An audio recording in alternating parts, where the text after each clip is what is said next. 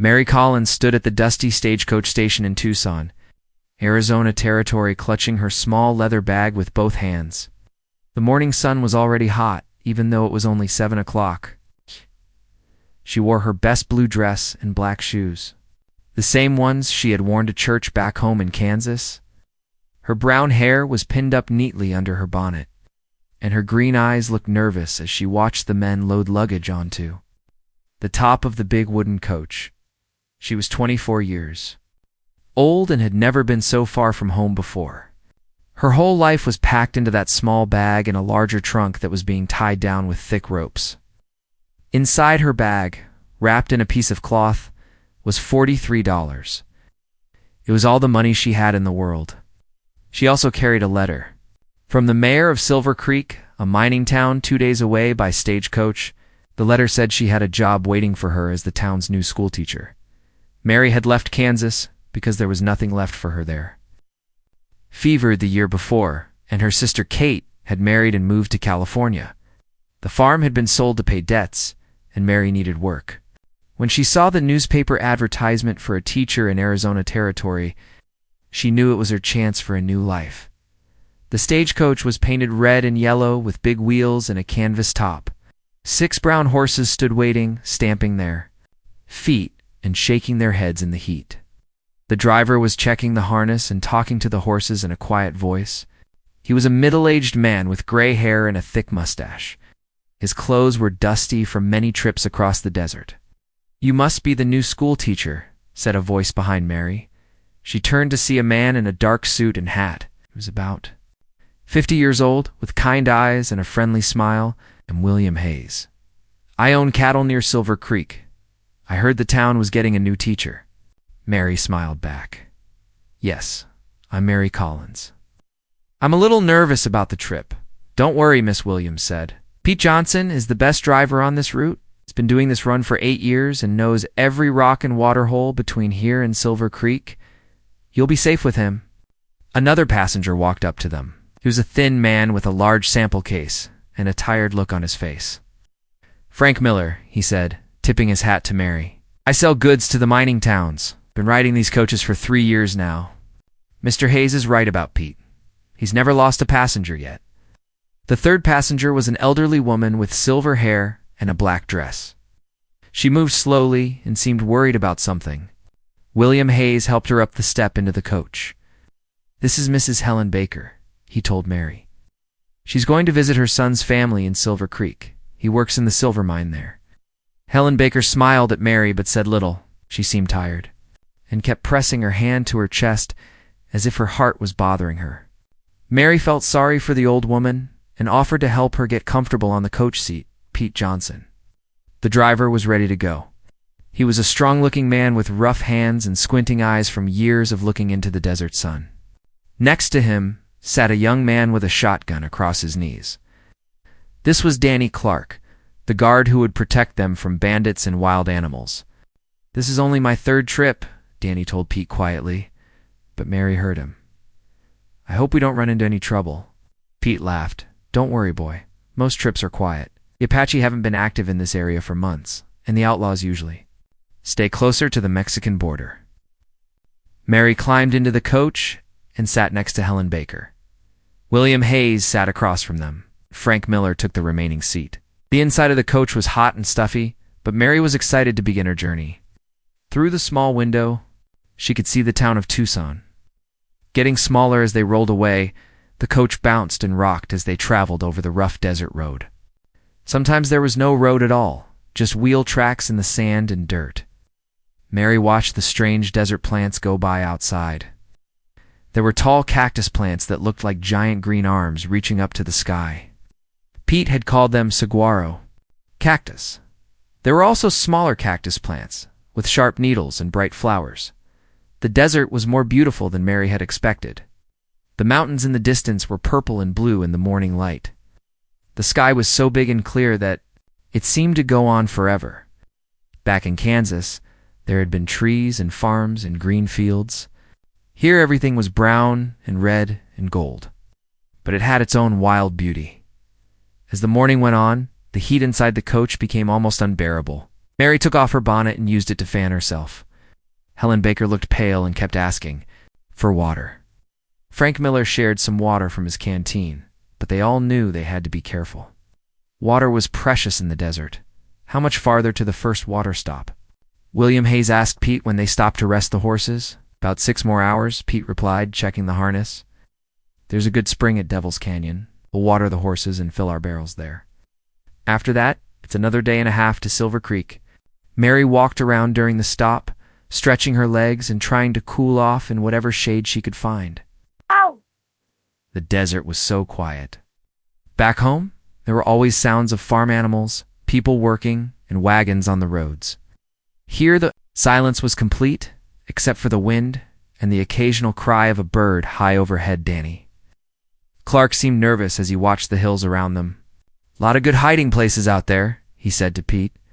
"Perfect for an ambush." "You worry too much," Pete told him. "We haven't had trouble on this route in over a year. The army patrols keep most of the bad men away." But Mary noticed that Pete kept his rifle close to him, and his eyes were always moving, watching the rocks and hills around them. Maybe the desert wasn't as safe as he wanted them to believe. They climbed back into the coach, continued their journey into the vast Arizona wilderness, not knowing that they were already being watched by unfriendly eyes from the ridges above. The second day of travel started early, before the sun came up. Pete Johnson wanted to cover as much ground as possible before the heat became too much for the horses. Mary had slept badly on the hard ground at their camping spot near Devil's Canyon. Her back hurt from sleeping on rocks, and her dress was dirty and wrinkled. Helen Baker looked even worse than the day before. The old woman's face was pale, and she kept touching her chest with her hand. "Are you feeling sick, Mrs. Baker?" Mary asked with concern. "Just tired, dear," Helen replied in a weak voice.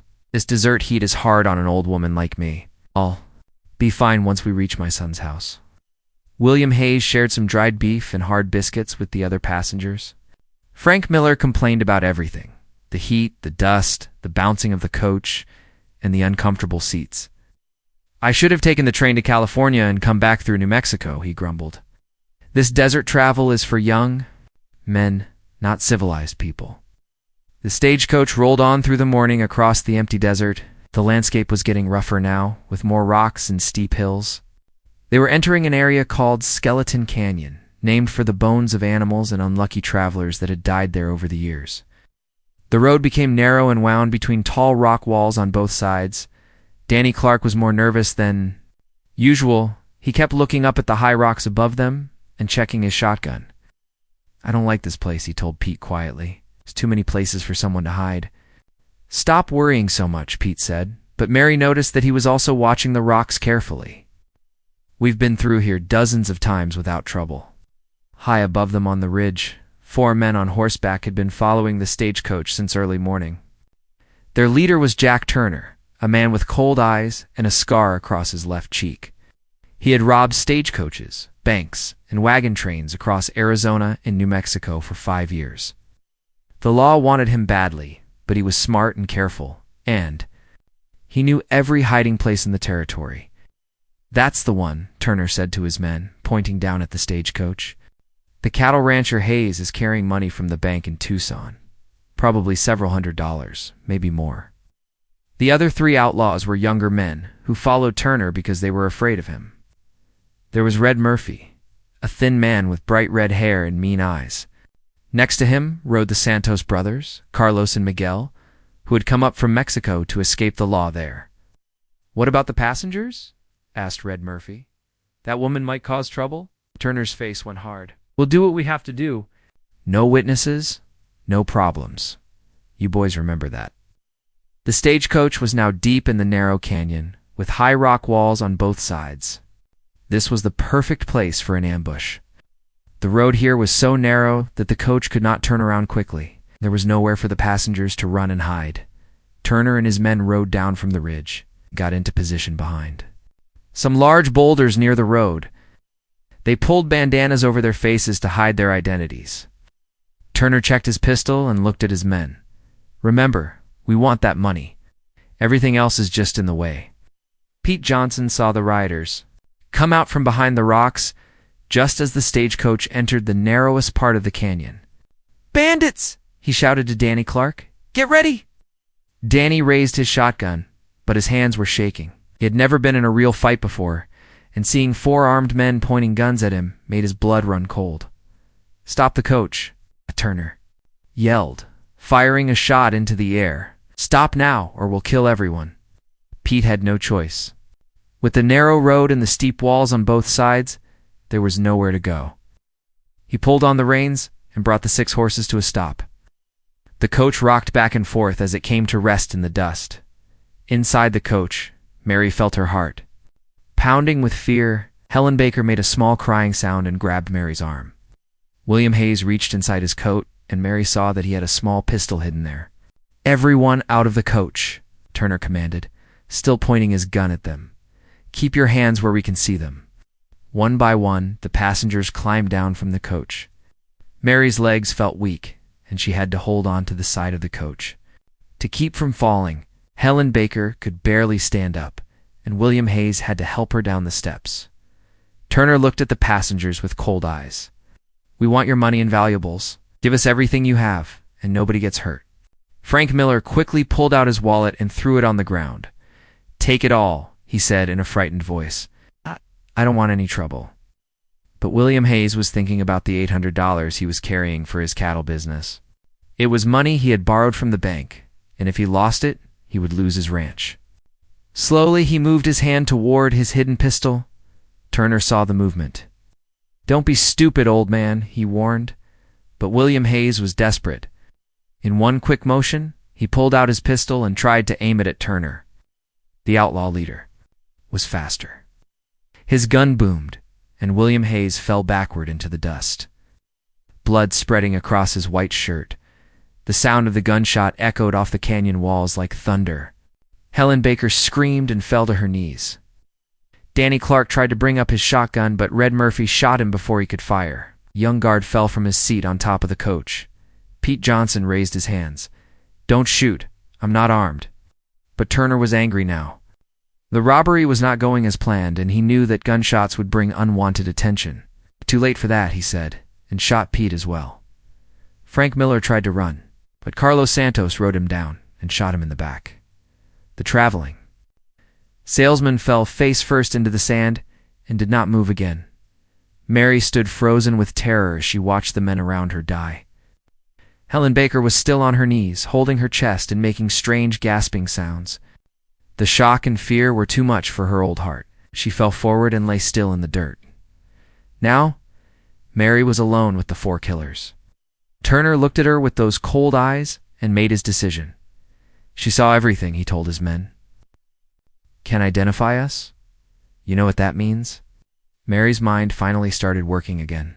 As Turner raised his gun to point it at her, a sudden gust of wind blew dust and sand into the air. The afternoon desert wind was starting, and within seconds, a dust storm began to swirl through the canyon. Mary did not think. She just ran. As the dust cloud grew thicker, she ran away from the stagecoach and the dead bodies, away from the shouting men and the sound of gunshots. She ran blindly into the desert, not knowing where she was going, knowing only that she had to get away or die. Behind her, she could hear Turner and his men shouting and shooting. But the dust storm hid her from their sight. She kept running, until her lungs burned and her legs gave out. When she finally stopped and the dust settled, she was alone in the endless desert with no water, no food, and no idea which way led to safety. Mary stood alone in the desert as the dust storm settled around her. Her heart was beating so fast, she thought it might burst. She could still hear the echoes of gunshots in her mind, and she could still see the faces of William Hayes, Helen Baker, and the others as they fell to the ground. Her hands were shaking, and tears ran down her dusty cheeks. She looked around in all directions, but everything looked the same. There were rocks and sand and cactus plants everywhere she looked, but no sign of the stagecoach or the road or the canyon where the terrible thing had happened. The dust storm had confused her. Now she did not know which way she had run or which way she should go.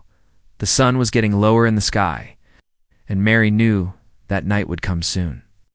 She had heard stories about the desert at night, how cold it got, and how dangerous animals came out to hunt.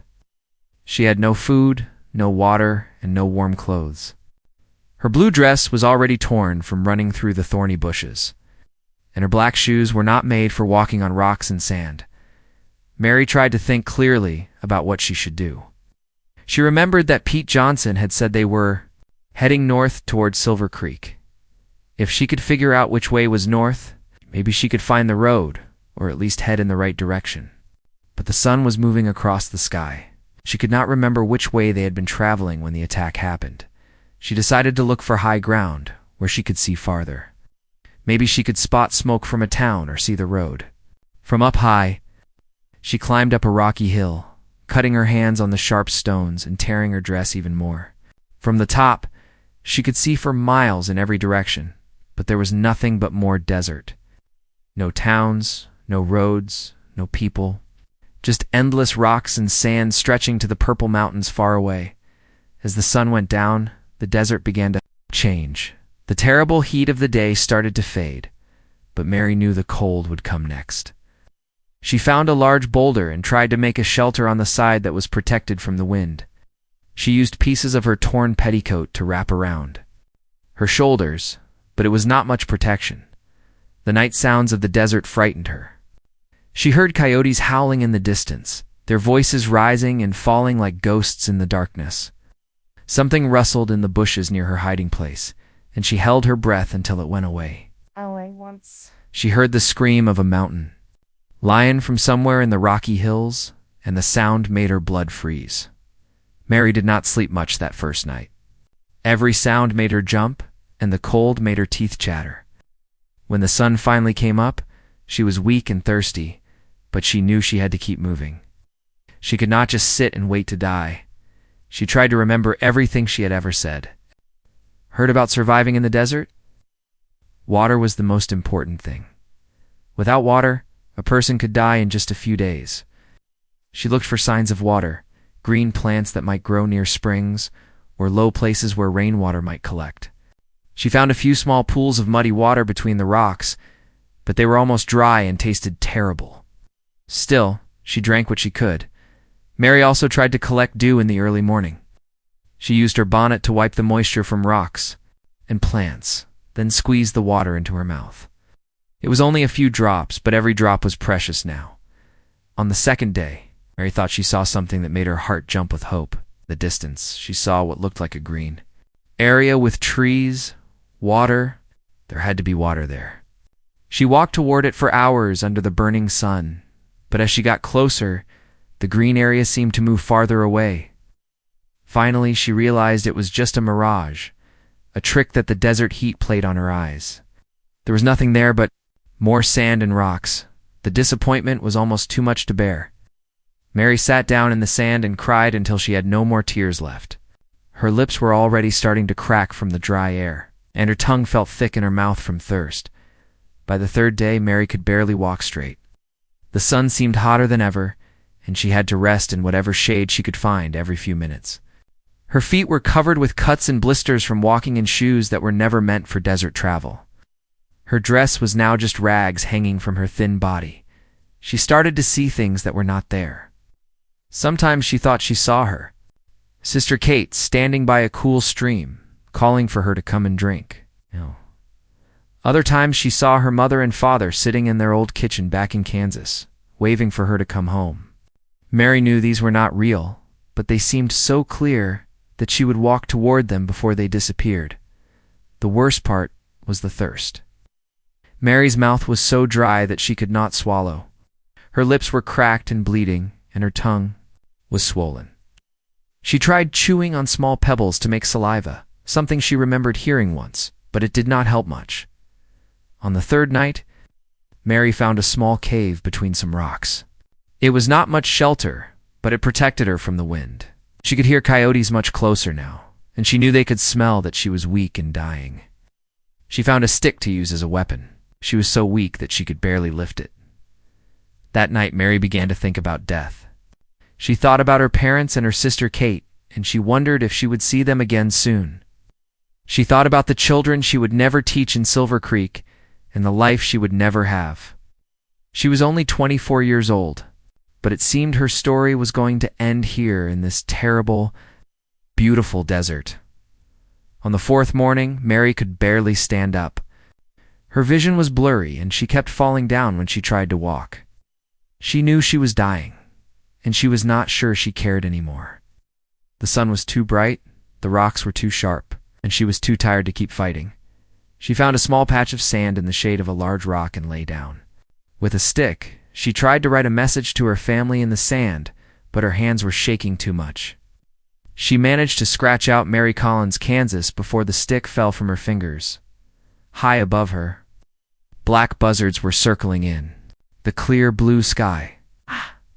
Mary watched them through half-closed eyes and wondered how long it would be now. She closed her eyes and tried to remember the green fields of Kansas, the sound of children laughing, and the smell of her mother's cooking. She did not see the Apache warrior watching her from the rocks above. Running Wolf crouched behind the rocks on the ridge above, watching the white woman who lay dying in the sand below. He had been tracking a small herd of deer through this canyon when he first spotted her 2 hours ago. At first, he thought it might be a trap. White soldiers sometimes used women and children as bait to catch Apache warriors. He was 26 years old and had been fighting the white settlers and soldiers for most of his adult life. His people, the Chiricahua Apache, had been pushed deeper and deeper into the mountains as more whites came to take their land. Running Wolf had seen his friends and family killed in battles and raids. He had every reason to hate all white people. But as he watched this woman, Running Wolf could see that she was no threat to anyone. She was clearly dying of thirst and heat. Her torn dress and cut feet showed that she had been wandering in desert for days. No soldier would use someone who was this close to death as bait for a trap. Running Wolf studied the area around the woman carefully.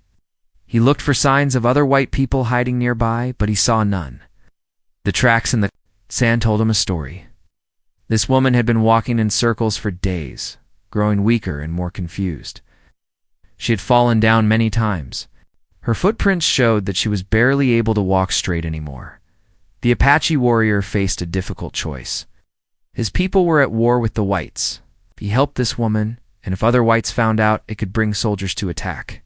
His band, its war chief Stone Bear, had warned all the warriors to avoid contact with whites unless they were fighting them, but running. Wolf had been raised with Apache values that said all life was sacred. His grandmother had taught him that helping someone who was dying was one of the most important things a person could do. She had told him stories of Apache warriors who had helped enemies because it was the right thing to do. Running Wolf watched. As the woman tried to write something in the sand with a stick, her hands were shaking so badly that she could barely make marks. When she finished and dropped the stick, he could see that she had written her name. Mary Collins, Kansas. This told him she was from far away and was probably not connected to the soldiers or settlers who were fighting his people. The buzzards circling overhead told Running Wolf that the woman would die soon if no one helped her. He made his decision. Moving quietly down from the rocks, he approached the dying woman. She was unconscious now, her breathing shallow and quick. Her skin was burned red from the sun, and her lips were cracked and bleeding. Running Wolf had to be very careful. Even though the woman was dying, she might panic and try to run if she woke up and saw an Apache warrior standing over her. White people had been told many lies about the Apache, and most of them were terrified of his people. He checked the area more time to make sure they were alone, then picked up the unconscious woman. She was much lighter than he expected. The days without food and water had made her very thin. Her head fell back as he lifted her, and he could see how close to death she really was. Running Wolf knew of a secret place where he could help her. It was a hidden spring in a cave about a mile away. The cave was sacred to his people and had been used for healing ceremonies for hundreds of years. Very few Apache knew about it, and no white person had ever seen it. He carried Mary Collins through the rocks and thorny bushes, taking paths that only the Apache knew. The cave entrance was hidden behind a wall of stones that looked natural, but had been carefully arranged by his ancestors long ago. Inside the cave, cool water flowed from cracks in the rock into a small pool. Running Wolf laid the woman down on a bed of soft sand near the water. Then he began the work of trying to save her life. He had learned healing skills from his grandmother, who had been a medicine woman for their band. First, he needed to get water into her body, but he had to be very careful. Too much water too fast could kill someone who was dying of thirst. Dipped his fingers in the cool spring water and let a few drops fall onto her cracked lips. Then he waited to see if her body would accept it. After several minutes, he gave her a few more drops. Her tongue moved slightly, trying to lick the water. This was a good sign. Very slowly, over several hours, Running Wolf was able to get small amounts of water into her mouth. Sometimes she would swallow, and sometimes the water would just run out again. While he waited for her to drink, Running Wolf gathered plants that his grandmother had taught him about. There was a type of cactus that could be used to treat burns from the sun. He carefully removed the thorns and cut the plant open to get the healing gel inside. This he spread gently on the woman's burned skin. He also found some roots that could be made into a tea to help with weakness and fever. He built a small fire outside the cave and boiled water in a clay pot that had been left there by other Apache who had used this sacred place. As the sun went down on that fourth day, Mary Collins finally opened her eyes. The first thing she saw was the face of an Apache warrior looking down at her. Her green eyes went wide with fear, and she tried to sit up, but she was too weak to move. Running Wolf saw her fear and spoke to her in a gentle voice, using the few English words he knew. "Water," he said, holding up the clay cup. "Drink." Mary stared at him, not knowing what to think. She had heard terrible stories about Apache warriors, but this man had clearly been taking care of her. His dark eyes were kind, not cruel, and his hands had been gentle when he helped her drink. "You, ... saved me," she whispered in a voice so weak it was barely a sound. Running Wolf did not understand all her words, but he could see the question in her eyes. He nodded and pointed to the water, then to her, then to himself. He was trying to tell her that he had brought her to the water to save her life. Over the next 2 days, Running Wolf stayed with Mary as she slowly got stronger. He gave her small amounts of water regularly and fed her thin soup made from roots and plants. He changed the cactus gel on her burns and helped her move to different positions so she would not get sore from lying in one place. They could not talk much because they spoke different languages, but they began to understand each other in other ways. Mary would point to things and say the English word, and Running Wolf would repeat it and then say the Apache word. Slowly, they built a simple vocabulary they could both use. Mary learned that her rescuer's name was Running Wolf. She tried to say it in Apache, and he smiled when she got it right. She showed him the writing in the sand and taught him that her name was Mary. He practiced saying it until he could pronounce it correctly. The hardest part 4? Running Wolf was explaining to Mary what had happened to the other people from the stagecoach. Using gestures and the few words they shared, he told her that he had found the place where the attack happened. He had seen the bodies and the tracks left by the outlaws. She was the only one who had escaped. Mary cried when she understood. She had hoped that maybe some of the others had survived, but now she knew she was alone. Running Wolf sat quietly beside her while she grieved, understanding that she needed time to accept the loss of her friends. On the second day in the cave, Running Wolf heard voices outside. The Apache from his band had come looking for him. He had been gone longer than expected, and they were worried. Now he would have to explain to his people why he was hiding a white woman in their sacred cave. Running Wolf heard the voices of his Apache brothers getting closer to the hidden cave, quickly moved to the entrance and stepped outside, pulling the stone wall back into place to hide Mary Collins from view. Warriors from his band were climbing up the rocky path toward him. The first to reach him was Stone Bear, the war chief of their group. He was an older man with scars from many battles and eyes that missed nothing. Behind him came to Hawks and Gray Fox, both young, warriors who followed Stone Bear without question. Running Wolf, Stone Bear said in their Apache language, "You have been gone for 3 days. We thought soldiers might have captured you or killed you." "I am fine," Running Wolf replied carefully. "I was tracking deer in the canyon and got caught. In that dust storm 2 days ago, I took shelter here until it was safe to travel. Stone Bear looked around the area with suspicious eyes.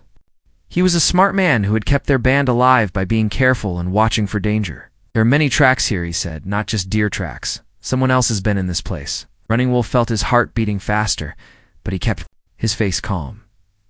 I saw tracks of white outlaws. They passed through here after robbing a stagecoach, stayed hidden until they were gone. This was partly true. Running Wolf had found the tracks of Jack Turner and his gang leading away from the canyon where the attack happened. But he had not told the whole truth about what else he had found. 2 hawks walked closer to the cave entrance. I smell smoke, he said. Someone has made a fire here recently. I made a small fire to cook the rabbit I caught, Running Wolf said quickly. The meat is gone now. Stone Bear studied Running Wolf's face for a long moment. The war chief knew this young warrior well. They had fought side by side many times, and Stone Bear could usually tell when someone was not telling the truth. But he also trusted Running Wolf and knew he would not do anything to harm their people. We must return to camp, Stone Bear finally said. The soldiers have been more active lately. Our scouts report that they are looking for the men who robbed that stagecoach. We need to move to a safer place before they come into these mountains. After the other warriors left, Running Wolf waited an hour before going back into the cave. Mary was sitting up now, looking much stronger than she had 2 days ago.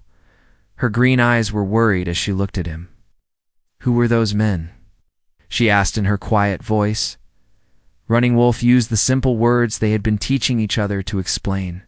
My people, they look for me. Worried. Mary understood that she was now a danger to Running Wolf and his band. If other Apache found out he was helping a white woman, there could be serious trouble. She had learned enough about the situation between whites and Apache to know that helping her could be seen as betrayal by his own people. You should leave me here, Mary said, pointing to herself and then to the cave. Go with your people. I understand. But Running Wolf shook his head, firmly. No, you die here alone. I help you go home. Over the next day, Running Wolf thought carefully about what to do. He could not take Mary to his band's camp. Stone Bear and the others would never accept her there, and it might cause the kind of trouble that could get people killed. But he also could not leave her in the desert to die. Finally, he made a plan. He would take Mary part of the way back to white settlements, but he would have to do it secretly. If his people found out what he was doing, he might be forced to leave the band forever. That evening, Running Wolf told Mary his plan, using their mix of English and Apache words and many hand gestures. They would travel at night when it was cooler, and when they were less likely to be seen by other Apache or by white soldiers, it would take several days to reach a town where she would be safe. Mary was scared about traveling through the desert again, but she knew it was her only chance to survive. She also understood that Running Wolf was taking a big risk to help her.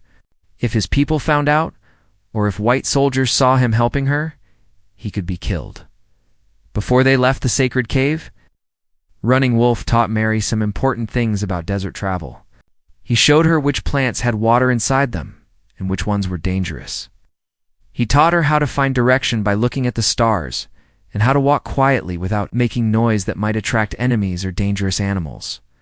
They started their journey just after sunset on a clear night. Running Wolf carried a water bag made from animal skin and some dried food his grandmother had taught him to make from cactus fruit and seeds. Mary walked slowly at first, but her strength was returning day by day. The first night of travel was the hardest for Mary, even though she was feeling better. Walking for hours in the dark over rocks and sand made her feet hurt and her legs shake with tiredness. But Running Wolf was patient with her, stopping often to let her rest and making sure she drank enough water during the day. They hid in whatever shade they could find and slept in turns. Running Wolf always stayed awake part of the time to watch. For danger, he was worried about many things: soldiers who might be patrolling the area, outlaws who might still be in the region, and his own people who might be looking for him. On the second day, they had a dangerous moment when they heard horses coming their way. Running Wolf quickly pulled Mary behind some large rocks and told her to stay completely quiet. A group of Apache warriors rode past only 50 yards away. But they did not see the hidden pair. Mary recognized one of the riders as Stone Bear, the man who had come to the cave looking for Running Wolf. She could see the worry on Running Wolf's face as he watched his war chief ride away. She knew he was torn between loyalty to his people and his decision to help her. As they continued their journey, Mary and Running Wolf developed a deeper understanding of each other despite the language barrier. She learned that he had lost his wife and young son in a battle with soldiers 2 years earlier. He learned that she had lost her parents to sickness and had been traveling to Arizona to start a new life as a teacher. One evening, as they rested in a small canyon, Mary tried to tell Running Wolf how grateful she was for everything he had done. Using their simple shared vocabulary and gestures, she said, "You saved Mary life. Mary, never forget Running Wolf." Running Wolf smiled, something Mary had rarely seen him do. "Apache way," he said in English. "Help person who need help. Good thing to do." On the 5th day of their journey together, they reached a high hill where they could see the town of Tombstone in the distance. Smoke was rising from chimneys, and they could see people and wagons moving in the streets. Mary felt a mix of relief and sadness. Relief that she would soon be safe, but sadness that she would have to say goodbye to the man who had saved her life. Running Wolf would go no closer to the town. It was too dangerous for an Apache warrior to be seen near a white settlement. He gave Mary the remaining water and food and pointed toward the town. "You walk there before sun high," he said in careful English. "Tell people outlaws kill others.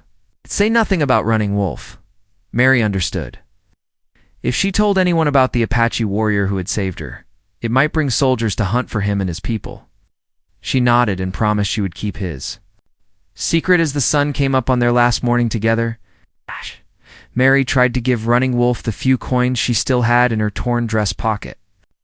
He shook his head and pushed her hand away gently. "Keep money," he said. "You need for new life." Mary wanted to say so much more, but she did not have the words in any language to express how much this man's kindness had meant to her.